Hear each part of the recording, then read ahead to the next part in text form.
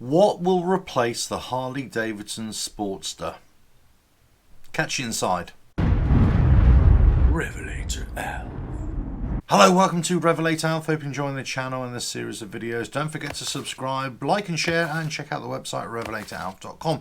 So the end is nigh for the Harley Davidson Sportster, the iconic motorcycle that has been around for, well, a long time, especially in motorcycle circles, where other models have risen and fallen and ended up on the scrap heap. The Sportster has lasted the test of time, but no more, it would appear. Possibly the last hurrah for 2021, but that's about it. Many markets are shedding the Sportster. A lot of models are being shedded for 2021, and possibly in some markets it may just run on for just this one last year. So many people are asking, which is the new equivalent Sportster, or what do Harley Davidson have in mind? Now, over a year ago, when Harley Davidson released imagery and limited information on the new liquid-cooled engines, the one that is going in the Pan America due for release in early 2021, that was supposed to be obviously in the Bronx, but that's just been delayed as well. And then they had another motorcycle, the 1250 custom prototype, as it were. And many were led to believe that actually that engine, that sort of style of motorcycle, would be the eventual replacement of the Sportster. Now, the engine itself is a key thing here, because this can be easily transformed from as low as a 500cc, I believe a 750cc, up to a 975, and then a 1250cc as well. So if this is going to be the new so-called Sportster platform with a liquid-cooled engine, then there's going to be a lot of latitude within engine sizes. And not only that, they're going to have a lot of latitude with the styles of motorcycle that they can build off that chassis with these engines. It would kind of make sense to have this engine platform within a new chassis, and for this to be the next 30 or 40 years of motorcycle Sportster sickness, if you will. The great thing about Harley Davidson Sportsters is that they have been an iconic model for the company, but they've attracted new riders, held on to existing riders, and they've spurned a whole plethora of incarnations.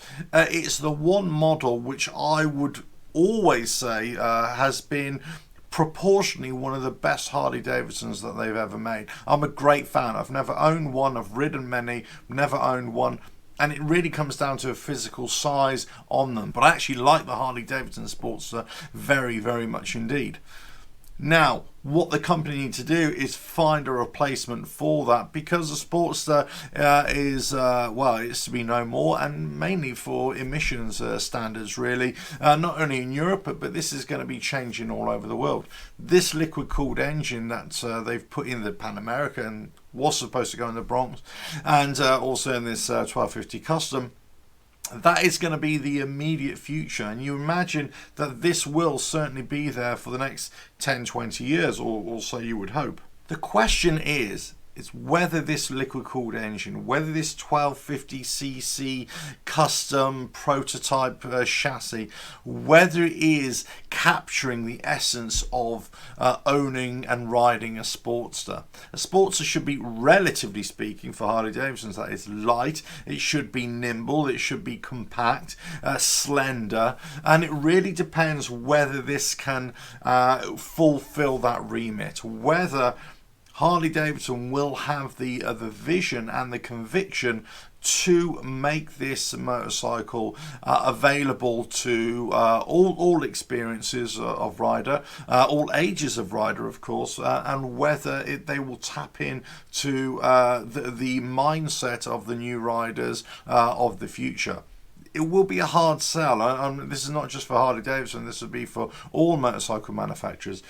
But I've always said, and lots of other people would tend to agree with me, well, lots of other people would kind of disagree with me as well, but this liquid cooled engine is going to be the future for Harley Davidson. It is the perfect engine to use as a Sportster engine in inverted commas. It's going to be a better power to weight ratio. It's going to be slender.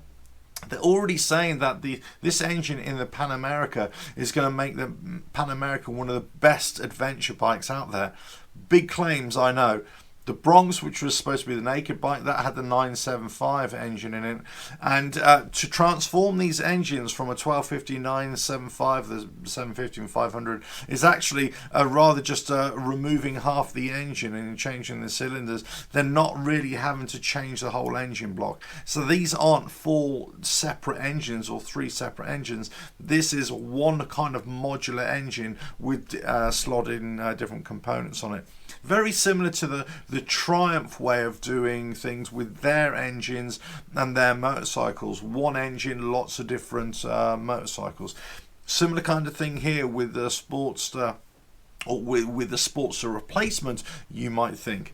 One engine, lots of different variations, and lots of different variations in the style to come, I'm sure. But there we go. That's what the industry is saying, that the Sportster is definitely no more. This liquid cooled engine, the 1250 Custom, is really the Air Elect for this Sportster.